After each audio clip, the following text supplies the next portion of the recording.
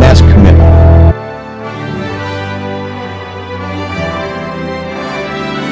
Right now, you have the power to show leadership in every single thing you do.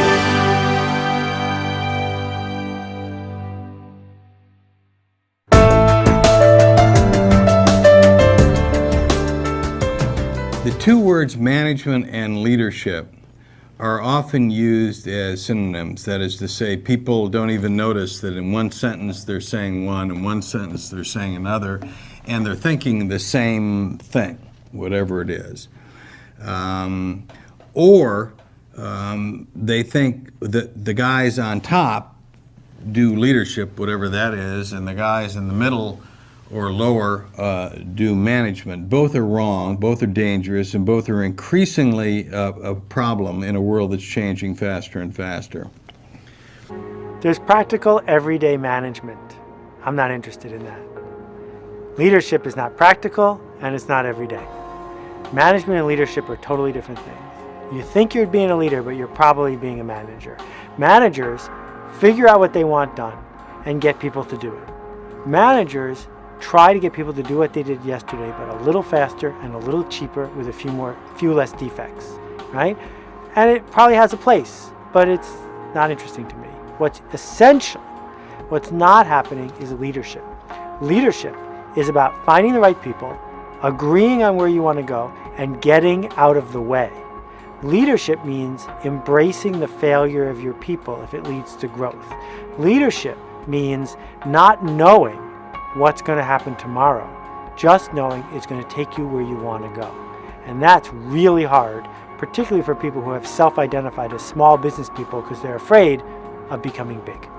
Of most of the people who are running businesses today, and I mean the vast, vast majority, we manage the people with the goal of getting better products, serving the customer better.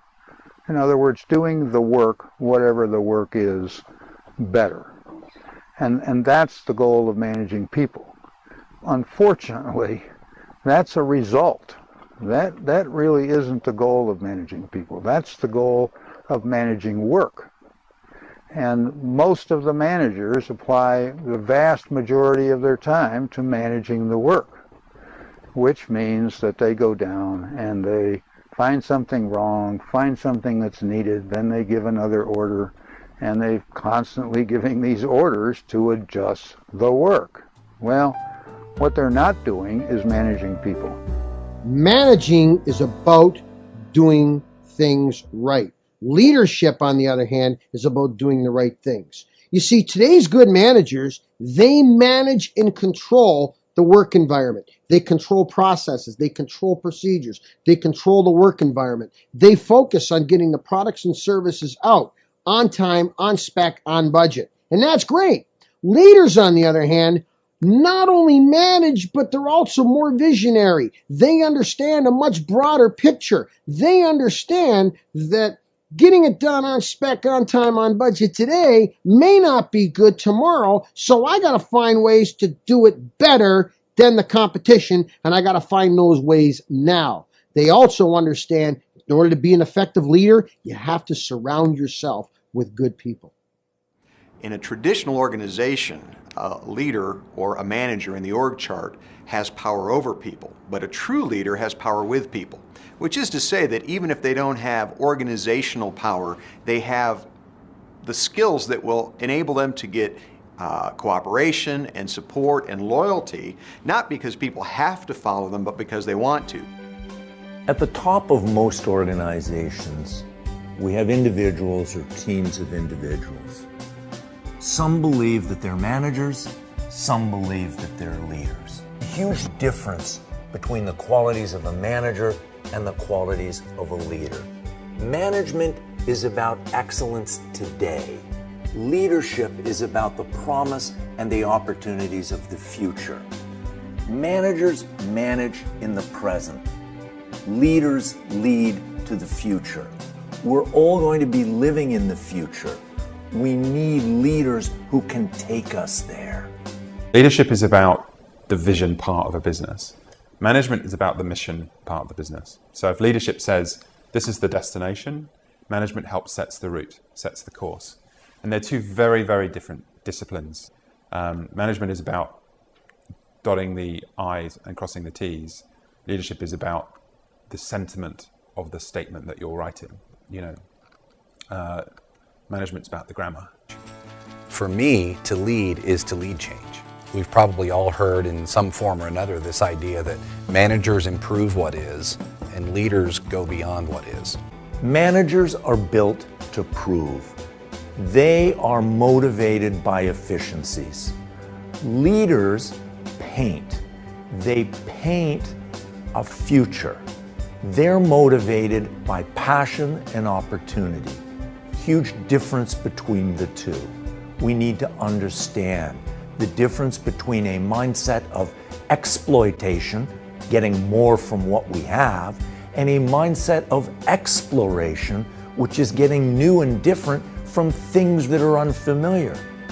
That's the difference. We need to understand it, and we need to understand what the environment is asking of us.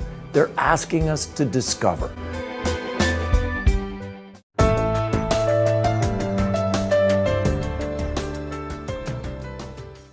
I think the leadership requirements over the next 10 years are going to be very challenging and to some extent quite different from the past. We are living in quite turbulent times. We all know that. I think what's more critical to understand or at least accept is there are big tectonic shifts, if you will, gravitational forces underway. The rise of the East or of the emerging markets versus the West, the plethora of technology and what that's doing, the disruptions, the opportunities and so forth that's going on, which we're seeing literally on a day-to-day basis, the aging population, the scarcity of resources. Each one of these is massive in itself and they're all happening together. So I think we just have to accept we're living in a very volatile period as we shift into this new century. If you go down through history and look at people who everyone talks about as a great leader, they don't talk about that stuff. They talk much more about vision. They talk much more about people believing in, buying into that vision, often through various methods of communication. They talk a lot about energy and empowerment and motivation and inspiration. And if you ask yourself, well, what if management kind of runs this organization that shouldn't be able to function, it's too big, it's too spread out, it's too complicated.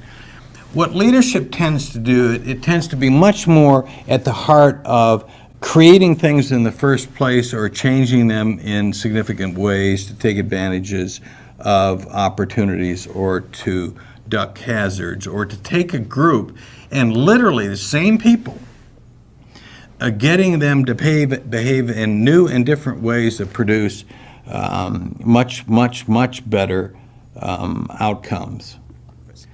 This time around, the challenge is on leaders everywhere. And the thought underneath this is that we live in a world where never before has leadership been so necessary, so needed, but where so often leaders seem to come up short. Our sense is this is not really a problem of individuals. This is a problem of organizational structures, those traditional pyramidal structures that demand too much of too few and not enough of everyone else. And the old command and control that grew out of the military and was successful in the 50s and 60s, started to erode in the 70s and totally collapsed in the 80s, came about because we had a military structure that we knew, and we had no Japan and no Germany as competitors.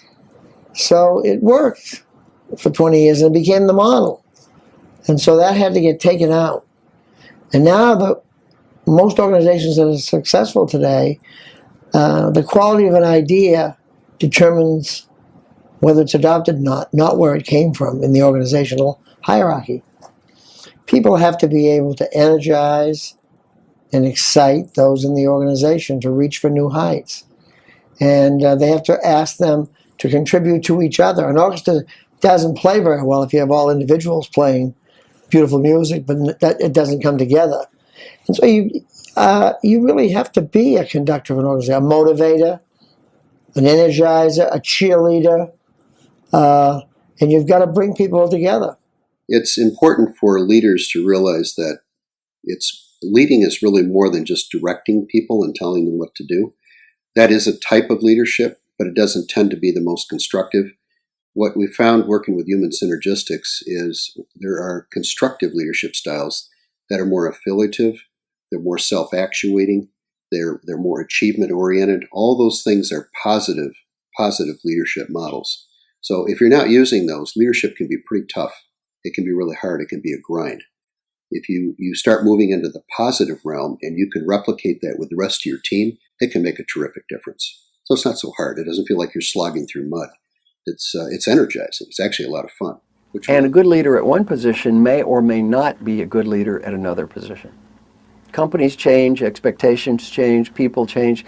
You can't make an assumption that great leader X, first line supervisor, is going to be a great CEO. And you can't make the assumption that a great CEO in one company is necessarily going to be a great CEO in another company. Doesn't always work. Does the person fit that situation? The history of leadership research has focused primarily on the leader. In Western societies, in the United States, in much of Europe, the focus of leadership studies has been primarily on the leader and seeing the leader as the cause of moving the group or the collective to action. But more recently in leadership studies is a focus on the follower, because we know that leadership really is not done by the leader, that leadership is co-created by leaders and followers working together. So followership is a new topic that's emerging in the study of the leader-follower relationship. And one of the things that we know is that followers play an important part, not just in executing the goals of the group or the collective, but followers can play a big part in terms of assisting the leader in the leadership, or what we call co-creating leadership. And the only way he can find out is to find out what the followers think of the leadership. The leadership comes through the support that the boss provides, and the only way to find out how good that support is and whether he's really, am I leading him toward being dishonest somehow? Am I leading him toward really caring about the work? How am I leading? Well, you go down and ask the employees. Am I helping you? Are the tools good enough? Was the training good enough? What is disrupting you? How can I do better for you? How can I prove my support? And they will start telling you. They will tell you everything about it eventually if they learn to trust you, because you really take the appropriate action. But followers also play an important part in keeping the leader's behavior in line, particularly when the leader is headed down the wrong path. It's the role of the followers to check the leader and to be sort of a reality check and help the leader to get back on the right path.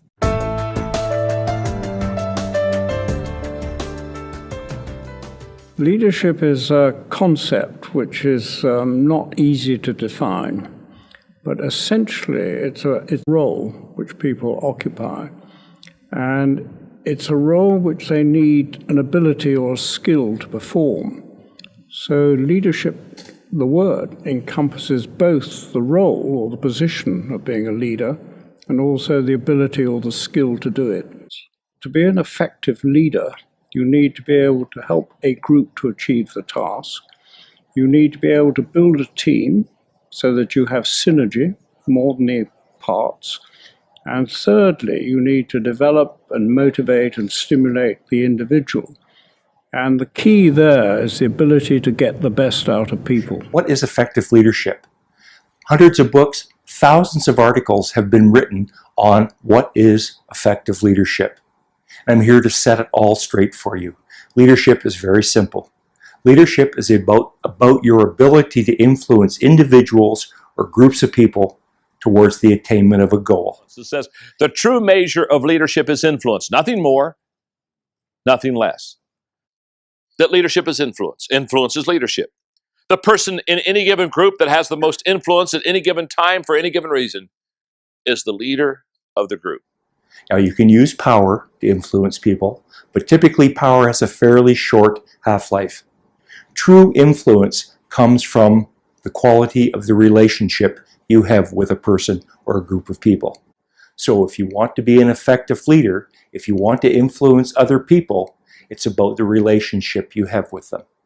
So to be a good leader, you have to learn relational skills. You have to get really good at connecting with other people and building a meaningful relationship with them. Leaders only have one thing, they have followers. A follower is somebody who raises their hand and volunteers to go where you're going. They raise their hand and volunteer to go in the direction that you're pointing. And so to lead others means that you have a clear vision of a world that does not yet exist, a world that could exist.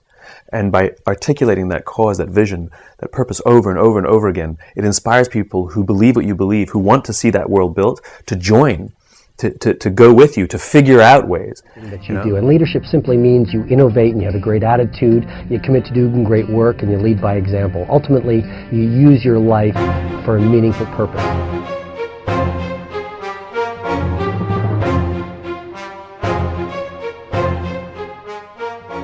People look most frequently for four things from their leadership: hope, trust, compassion, and stability.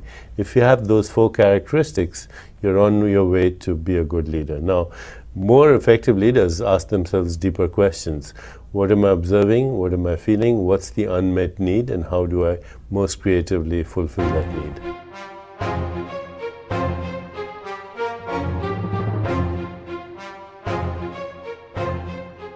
A responsible leader is one who demonstrates fairness, transparency, and accountability in every one of his or her interactions or transactions with every stakeholder. Responsible leadership makes you sleep well at night because you have discharged every one of your obligations fairly and squarely to every one of the stakeholders.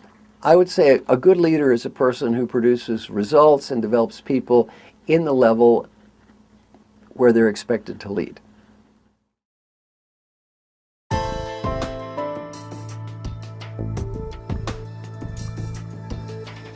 Leadership is an attitude and a presence rather than a management technique. It's about how somebody enters a room, interacts with a group of people, rather than following some sort of technique or method. It usually involves vision and influence. A leader is somebody who holds a vision and is responsible for a vision, and then tries to influence people then towards that vision. I think there's a huge human and people component of that. And that's why I'm so passionate about both things. I'm passionate about leadership because it's about people. It's about getting people to goals. It's about making a difference for them. It's about making them happy.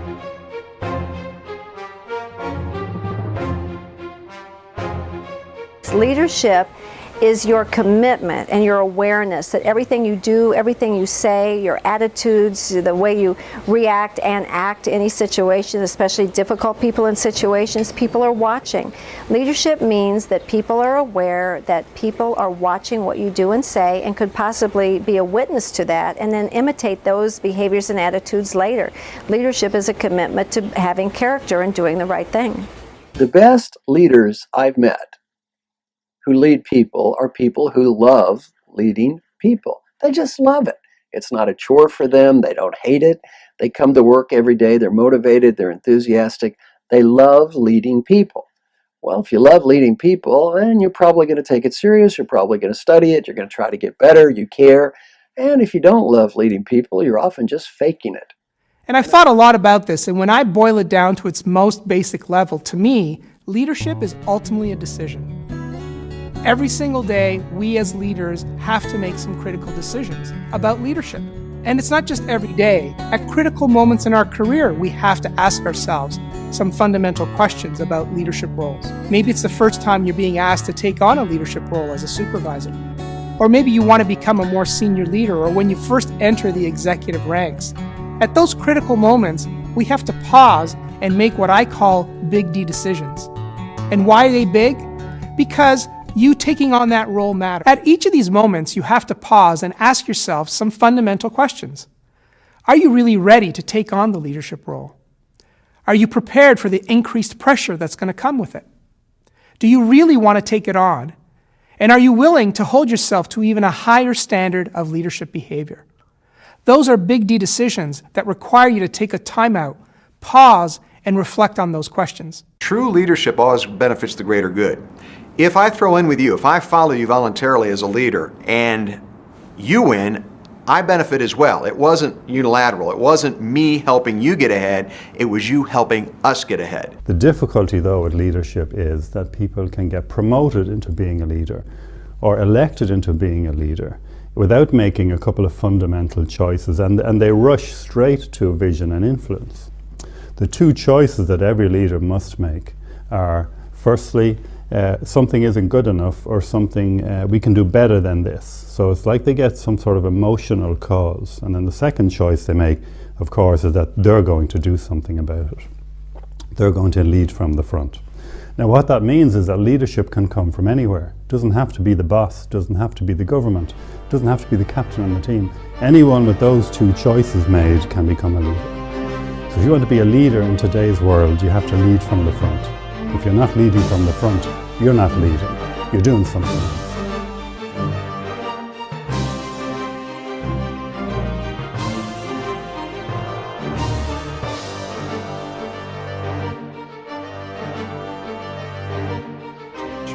Harvard's Marty Linsky defines leadership as disappointing your own people at a rate they can absorb.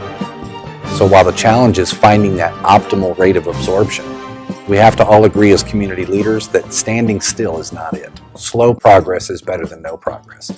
The key to a stronger team, a better organization, a greater community is to strive for constant forward movement.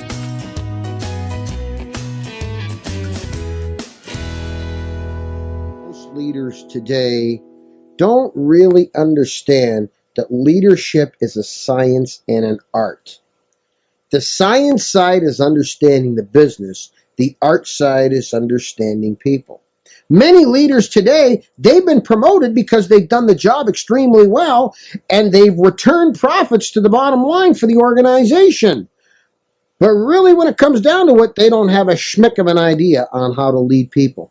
And that is the art side of the business, the soft side of doing the business, understanding people. What makes people tick? What are my expectations of people? Have I clearly articulated what needs to be done? And then again, once that is done, holding people responsible for their actions.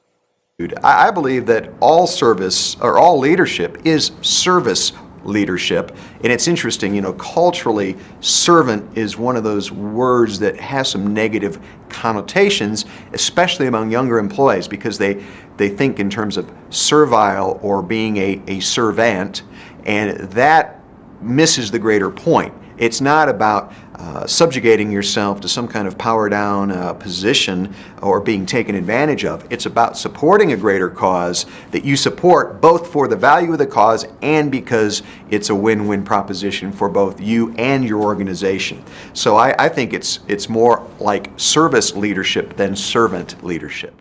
In a world of giving speeches about management, there is one quite lovely quote that is so overused that I find it nauseating that anybody would ever use it again, and so I'm about to use it again.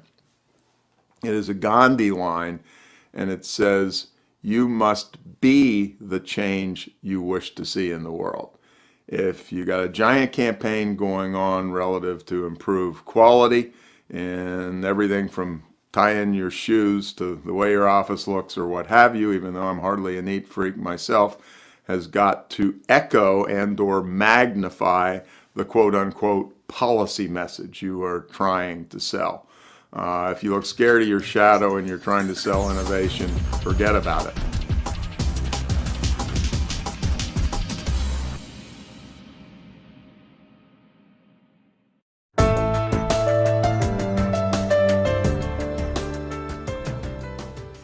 Increasing the world is moving faster. Increasingly, organizations have to keep up with that speed. Increasingly, they need to change, and therefore, increasingly, they need people who can provide leadership, and not just at the top, but in the middle, and even young people doing projects or being the head of a task force at lower levels.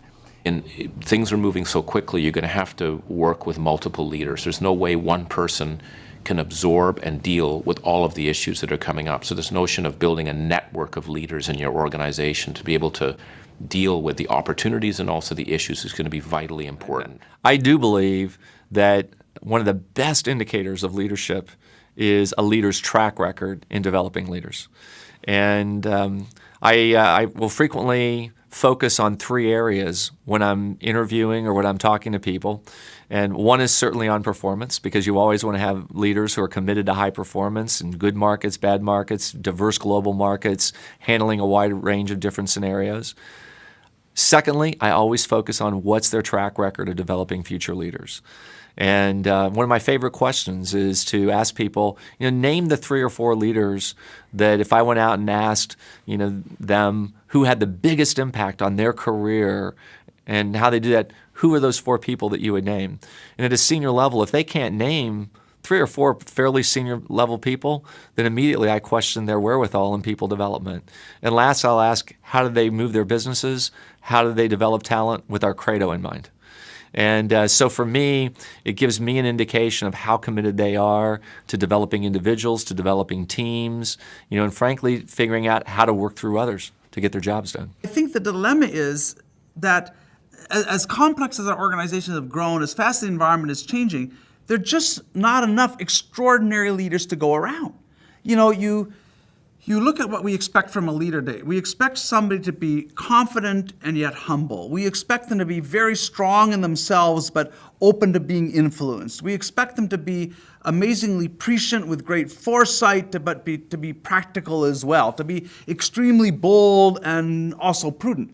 I mean, how many people like that are out there? I haven't met very many. Right? People have the innovation instincts of Steve Jobs, the political skills of Lee Kuan Yew, and the emotional intelligence of Desmond Tutu. That's a pretty small set. And yet, we've built organizations where you almost need that caliber of person for them to run, if you locate so much of the decision-making authority in the top of the organization. So here we are in a world of amazing complexity and complex organizations that just require too much of those few people at top. They don't have the intellectual diversity, the bandwidth, the time to really make all these critical decisions. There's a reason that so often in organizations, change is belated, it is infrequent, it is convulsive, because typically in those traditional structures, by the time a small team at the top realizes there's a need for fundamental change, by the time a problem is big enough or an opportunity clear enough that it prompts action, that it breaks through all the levels, commands the attention of these extraordinarily busy people at top, it's too late. So if we want to build truly adaptable organizations, we have to syndicate the work of leadership more broadly. The type of people that we need are not the conformists. They're the radicals. We don't need more people that think the old way or think the same way. We need the people that think differently. So if I'm the CEO of an organization, what I'm looking for is not the same, I'm looking for different. And if you go on a search for different, here's what you're going to find. In every organization, you're going to find people that are just a little bit different. I don't care if you call them misfits. I don't care if you call them deviants. I don't care if you call them weirdos. But I'm going to tell you right now, the people that matter most are the people that are just a little bit different, who come at issues and problems and challenges from a different angle. We aren't smart enough to be able to make sense out of what's happening. We only can make sense when we're prepared to spread out the inputs that we have and collect back alternative points of view. And an organization is not going to be great today in this environment without a willingness to embrace the strange opinions, the weird ideas, and the different points of view that come from people that are wired just a little bit differently. They have value. To ignore that value of the deviant, to ignore that value of the person that's just a little bit different in the way they view the world, is putting your organization at jeopardy.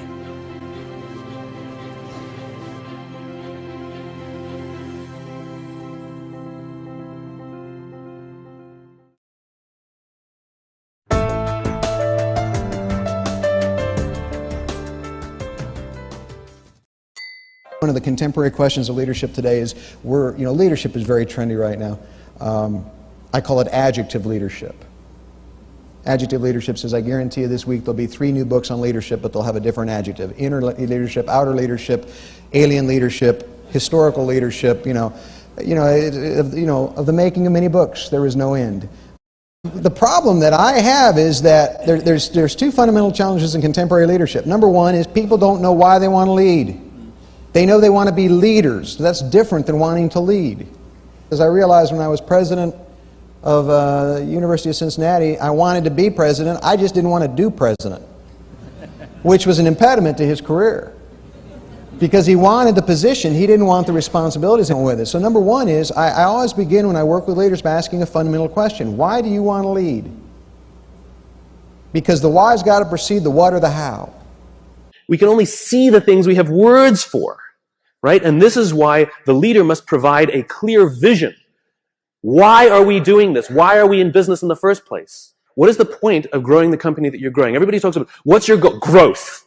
What's the point of the growth? In other words, you have a company. Why do you have that company? What is the value your company is offering to others? And what do you want your company to leave behind when you're gone? There has to be a purpose for why your company exists beyond the things you make, beyond the things you do, beyond the money you make. You had the purpose when you founded the company. Otherwise, you wouldn't have taken the crazy risk to start it with the overwhelming chance of failure. And people wouldn't have given you blood, sweat, and tears if they didn't believe in you, because you were the alpha, you had the vision, you had the strength, and they wanted your protection. And they joined you, and they gave you their blood, sweat, and tears because you gave them a sense of purpose and belonging and protection. So the first thing you have to do when you are a leader, when you are in a position of leadership, is to ask yourself, what is my vision? What are we trying to achieve? What are we trying to accomplish? Where am I taking the organization to? What is it that I am asking my team?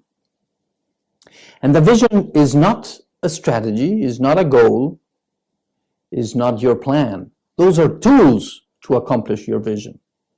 Vision is not to increase sales 10% or to decrease costs 5%. Vision is about a dream that you want to take everyone to. Some leaders say that's about ideas, that vision is about the ideas, to define them, to communicate them, and to make sure everyone understands it. I agree. But I also think that to that vision, you need to put emotion. You need to know how to turn that vision, that idea, into emotions in yourself and in the team. Because the emotions is what makes you jump out of bed every morning. It's what makes your team jump out of bed every morning. And the emotions that making a difference, learning, growing, really making a change in the world around you. Well, you see, what's true for you is also true for the people who work with you. If in order to function at optimal levels and be at your best, you need to be liked and you need to feel competent, so do the people who work for you. Your people want to be liked and they want to feel competent. So the more as a leader you can tell people that you like them and tell them what you need them to do and you believe in their competence, the more you'll set up a constructive relationship for getting things done. Strong leaders actually bring out the best in people. Being able to bring out the best in people is largely based on the expectations that you have about them. Leaders who treat people in a way that supports their self-confidence make it possible for people to achieve extraordinary things that they initially thought were impossible. So if you want very, very high performance out of employees, well, you really have to listen to them a lot and respond correctly to them, and they will become fully committed and fully motivated to do the very best work. I think it's important in our work we talk about 2 different types of leaders. There's one leadership disposition that is about fear stoking.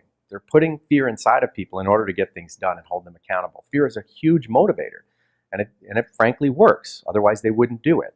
But it has debilitating impact over a long period of time. So if you're in-fearing people and stoking their fears and anxiety, it displaces their courage and causes them to be discouraged. We call those spillers because they're spilling the courage of the people that work for them. I contrast that with the other leadership disposition, And this is a leader who nudges people into discomfort for the good of their own career, who sometimes is tough so that that person grows into new skills, who doesn't accept lower standards. And this person ends up putting courage inside of the individual. They actually encourage them. And so we call this person a filler. So we contrast between spillers and fillers.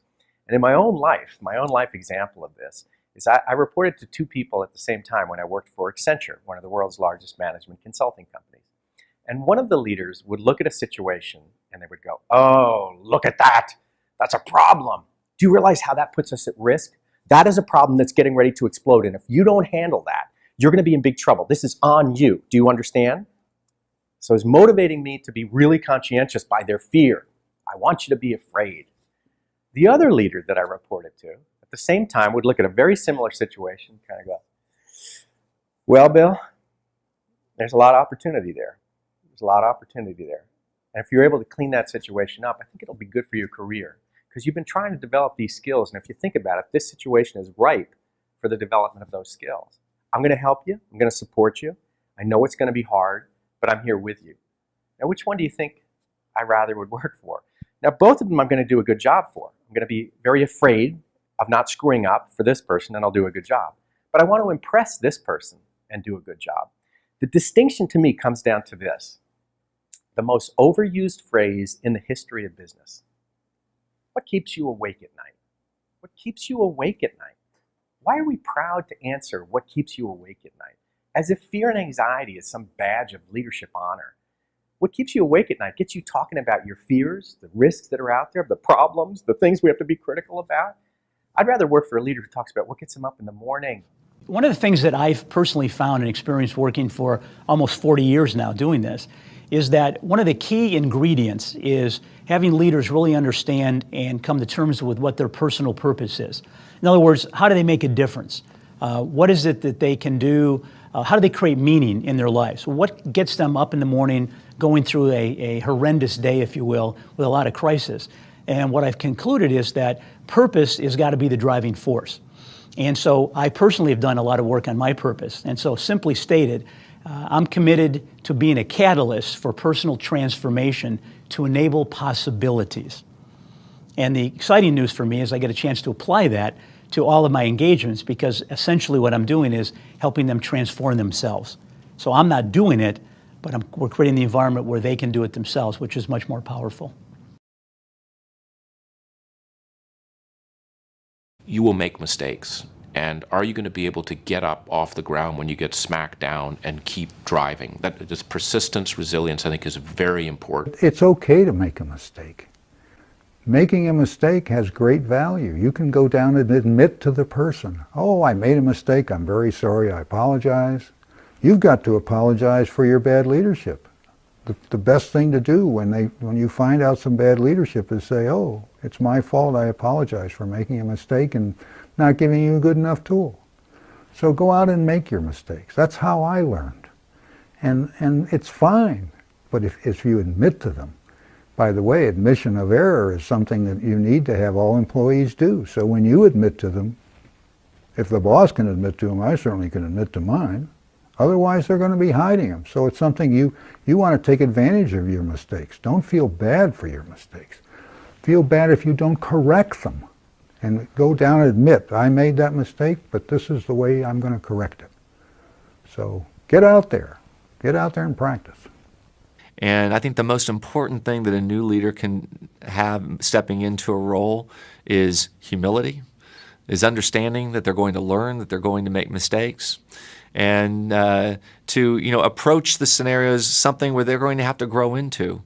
And I think having that kind of a mindset will immediately endear the people who are working with you and around you. They're not looking for a perfect leader.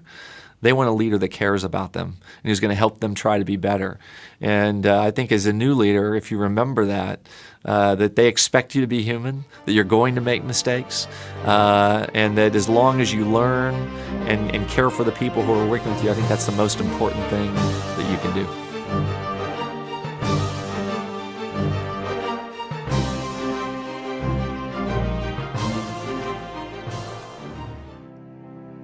Throughout history, at fairly regular intervals, somebody presents us with a new thought. Somebody has a new idea.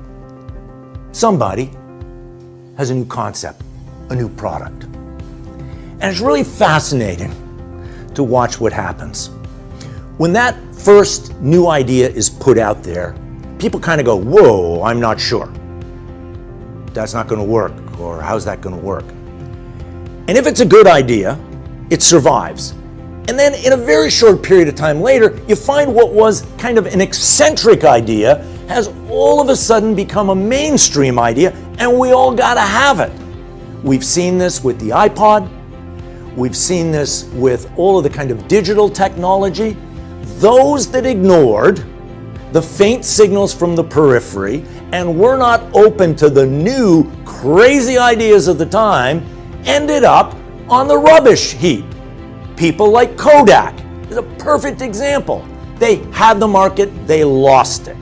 There's story after story after story of companies who failed to follow their instincts on a new idea, an outlandish idea, a crazy idea that was just slightly ahead of its time, but all of a sudden went mainstream. And when that tipping point arrives, you cannot make up for the lost opportunity.